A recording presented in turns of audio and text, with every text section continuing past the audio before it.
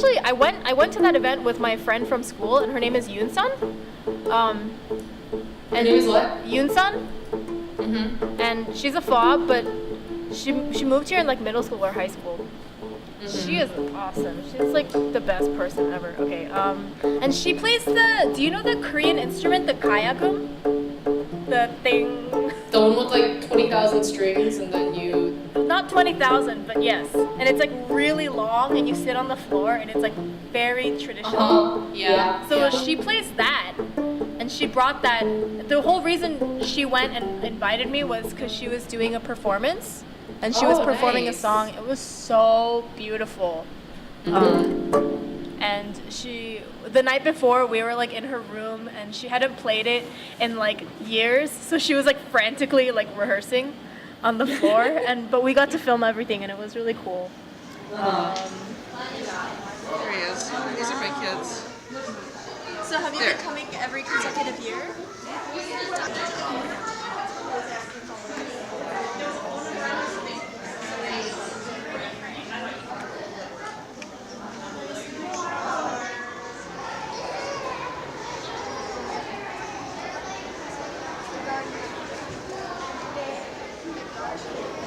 So when I went to the Lunar New Year festival put on it was just this like Korean church in the suburbs of Milwaukee. And so it's like, I don't know, I thought it was really funny because it's like every Korean church I've ever been in. Like it's really nice, it's big, there's like Korean kids running around and like Costco snacks, you know? But it's in the middle of like Wisconsin, so it's just like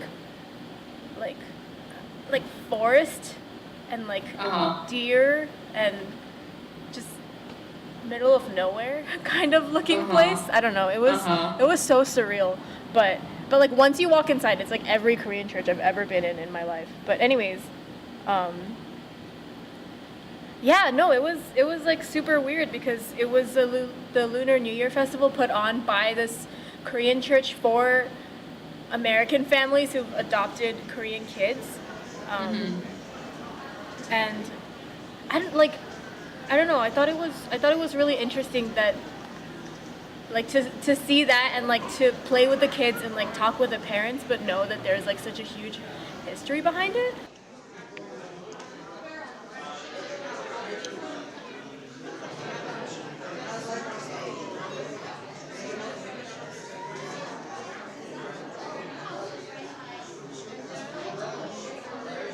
Korean international adoption really started after the Korean War, after 1953, because there were a lot of Korean children that were either orphaned or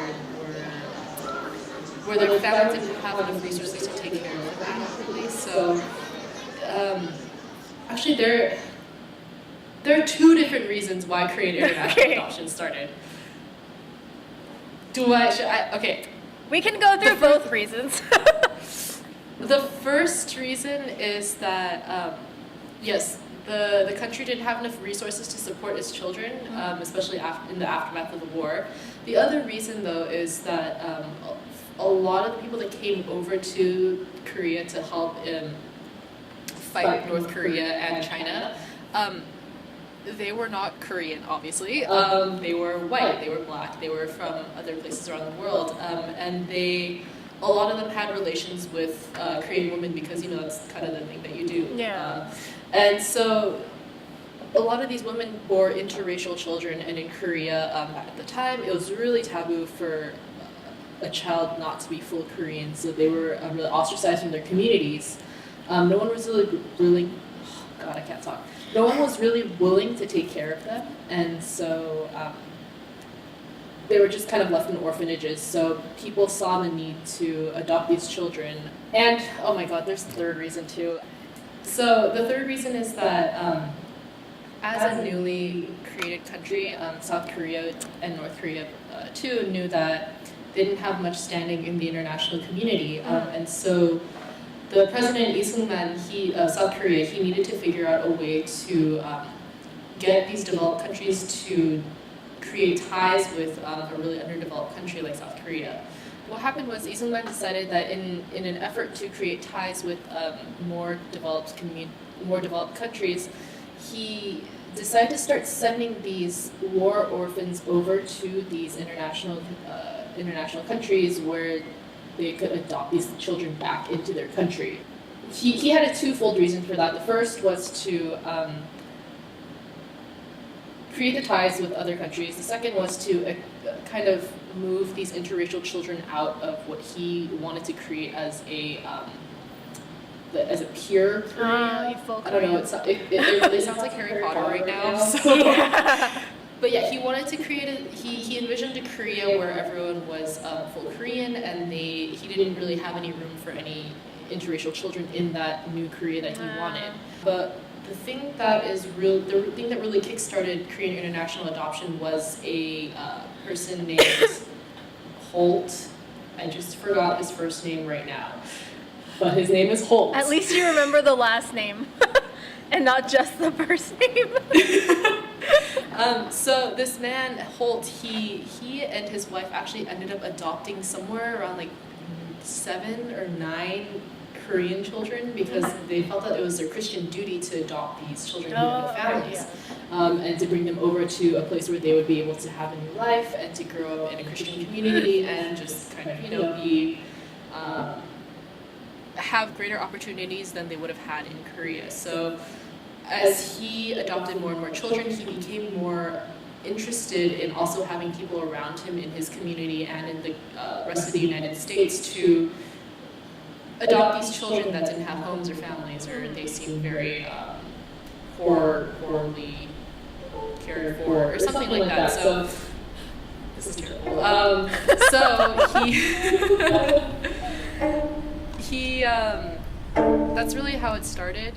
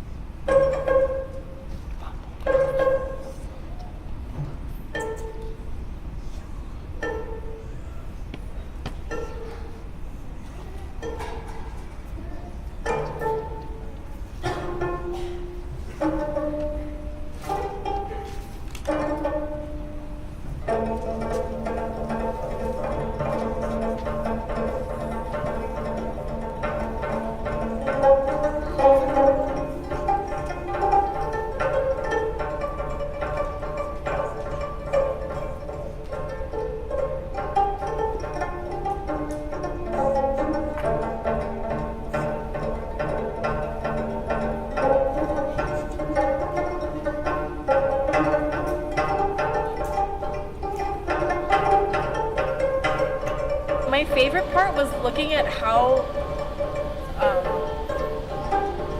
a lot of the parents were clueless about Korean culture, but they're like starting from zero and learning with the child. So they're both of them were like expressing such like, I don't know, like so naive and like. So were like the parents also participating in the thing too, or were they a just lot kind of of parents? like watching Yeah. the kids? So when we first went, the first couple of hours were devoted to these like little stations that were scattered throughout the church, and one of them was like how to roll your own kimbap. So they give you a kim, and then you put on plastic gloves, and then you put rice on the kim, and then you put like the tangmuji and the masar, and then you roll it up. And so kids are doing that, and then the parents are doing that too, and the lady there teaches you what each ingredient is. And the parents are like, oh, and it's like, and they tell you like where you can buy the ingredients. So nice.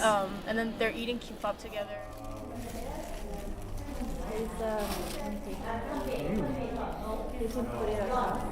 Put that right in here. I'm gonna skip that. It's a crab.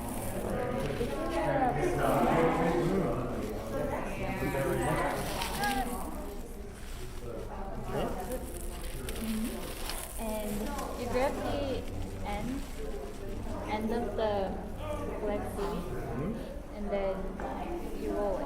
Okay, like a burrito. Yeah, exactly. Make it like a burrito. You know what that means? Take your hand this way, and roll it this way. Yep, there you go. Roll it up nice and tight. See, she's doing it here. You see? There was a calligraphy table where the lady nice. wrote their Korean names, and then showed them how to like write Korean letters. Like so, she wrote it out, and then they gave them a brush and told them to copy it. But it was really funny because there's this one like kid who showed up, and they asked the parents like, "Oh, what's their Korean name?" And then they said the name, but it had the "e" in it, the "e" sound, and they're like, "Oh, is it like all "e" or the "e"?" And they're like, "I don't know." So she's like, "Is it "e" or "e"?" And then they're like, they're so lost. That would also be me though. Yeah. Which is, I mean, yeah, there's just like so many things like that you don't consider. S. And this is a vowel of. This is consonant, not like N. So me, son. Do you wanna try this here? No. Yourself? You'll know. Did you guys get? Let's see, what else happened?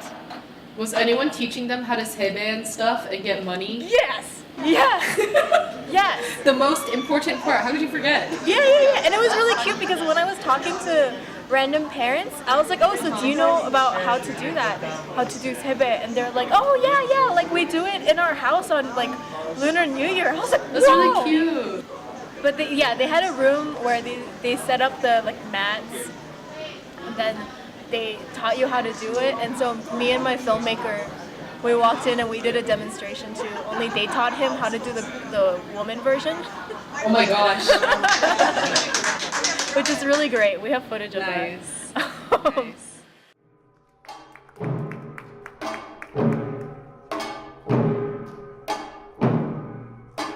There were a couple of performances.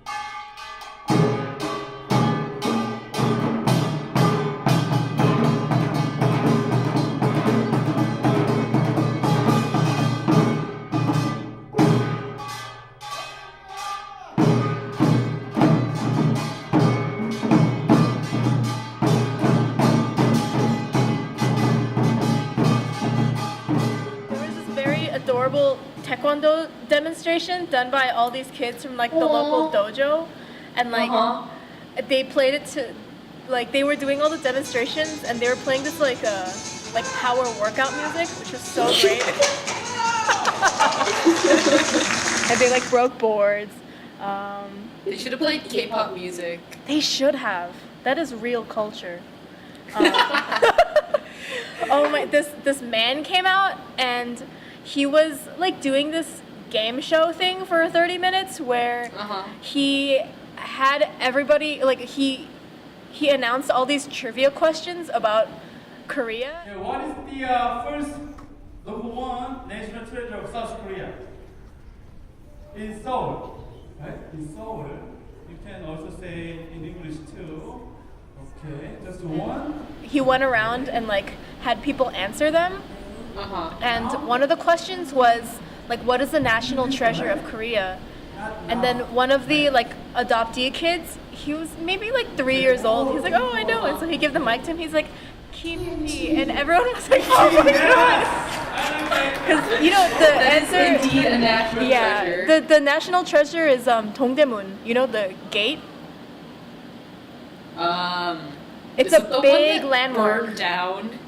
I think so. This is so bad. But they're like, oh no, nice try. And then another little boy was like, I know the answer. So they gave the mic to him, and he's like, bulgogi. And everyone was like, no. That is also a national treasure. Bulgogi is very They are good. both national treasures. They should have been like, no, the national treasure is you. And then everyone would be like, oh. Okay, Dongdaemun is also a very good answer. Yes. Two of the families that had Korean adopted children, I just asked them if we could have a quick talk with them about their experience with their adopted kids, and they said yes. And so I got to like sit them down and be able to listen to their stories. He was obviously our first child, so that was very exciting. We actually traveled to Chicago to pick him up.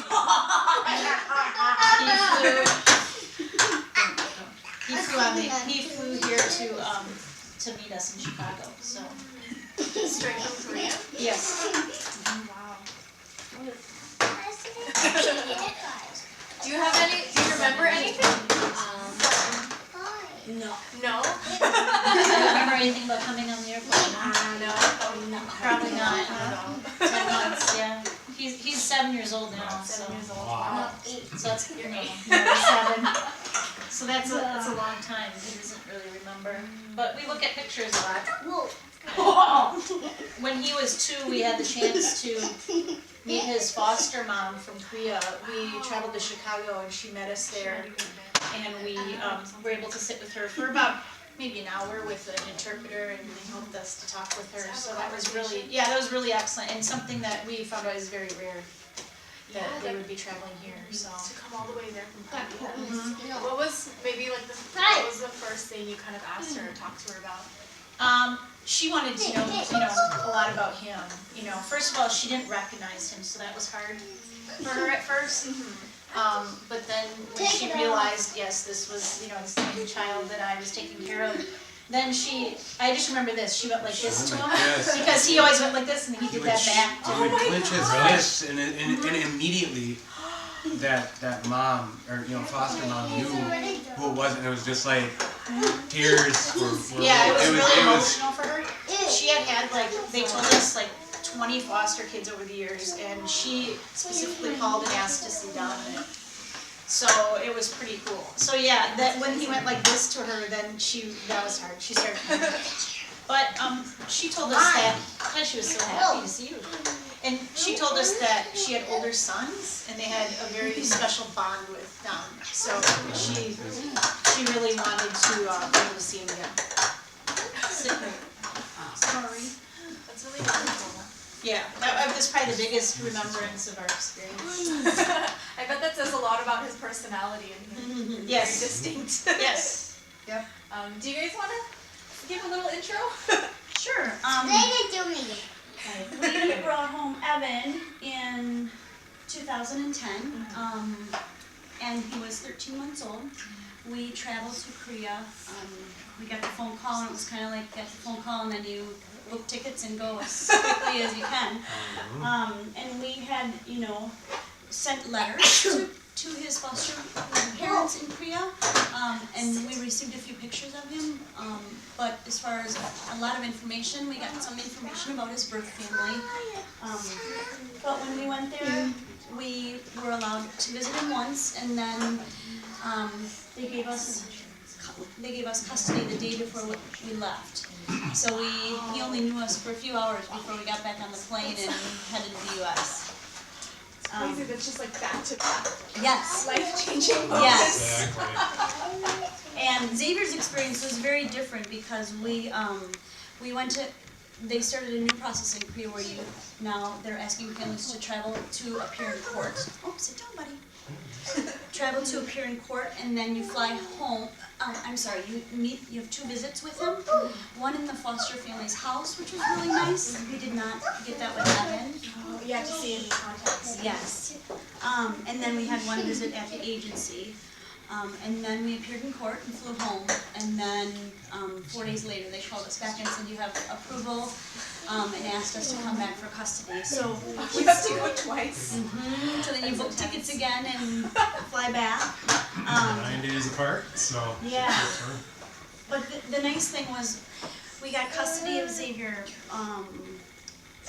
5 days before we left for the United States, so we got to know him a little bit before hopping on that plane for the long plane ride back. So it was really, I think he remembered us because the visits that we had on the second trip were so much more. It took him a while to warm up to us. So Evan too, and that part was tough. But first time Evan saw us, he just cried for about 45 minutes, I would say, and a lot of grieving. And we finally got him outside, and that helped a lot. And we went to a park. Yeah. And I didn't like Mama. We talk about that a lot. And I say that's right okay. Because you didn't know us, so it was okay that you didn't like us. And that we kind of learned. And now you guys are obviously very comfortable together. Just running around. Maybe time for one more question. So, obviously you guys brought your kids out here to experience the Korean, their Korean identity, that side of them, or the Korean American experience. How do you guys, other than bringing them to this event, is there another way that you approach this whole other side of your child's identity? Or are there any special efforts that you take? We have a Korean family that owns a restaurant up in Appleton that we try to bring them by every once in a while. And I'd say we're connected with several Korean families that we like to, just be around. We cook Korean food, we learn some language in the house, and we really try to incorporate, especially the big Korean holidays, Chuseok. And the New Year, we try to incorporate into our holidays. And even Christmas, we always try to have, even the holidays that we've always celebrated, we try to bring a little bit of Korean into, whether it be by food or people or language. Yeah. Do you remember any Korean words? Yeah. What is it? Anja? 감사합니다. Yeah. Jaja. What does Jaja mean? Remember? What does kaka mean, Evan? Snack. How about moon? Water. Wow. Yeah. 감사합니다 and 안녕하세요. All right. And kimchi. And it really helped to learn some, And kimchi. a little bit of language. But I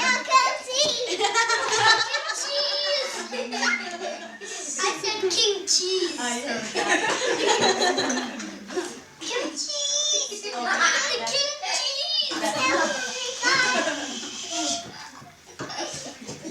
Sorry, hard time today.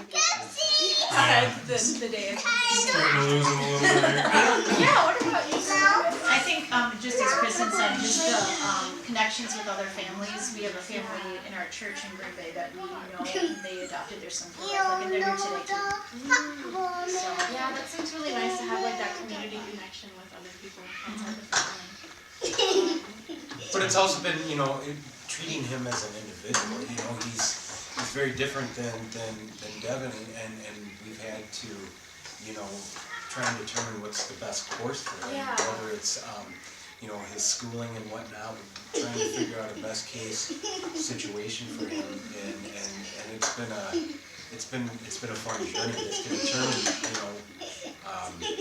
what's best for your child. And so I don't know, I think about that a lot.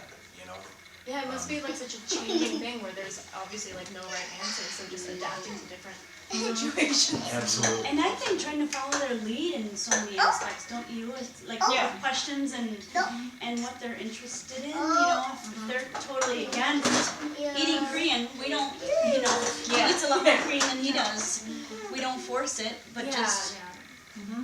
embrace it and just put it out there, you know, and just, you know, events Yeah, like provide this and just, opportunities and let him make the choices. That's what we've done. So, yeah. It's been really it's been such a beautiful experience to be able to talk to everyone and just kind of see this happening. But yeah, thank you so much for taking the time to sit down and talk with me. Thank you. Thank you. If you decide to do the real thing where you get married and have kids, like just imagine that situation. How would you approach Lunar New Year with your family, if at all? I would. Honestly, I think it depends on who I get married to in the future. Like if they are Korean or Asian or something.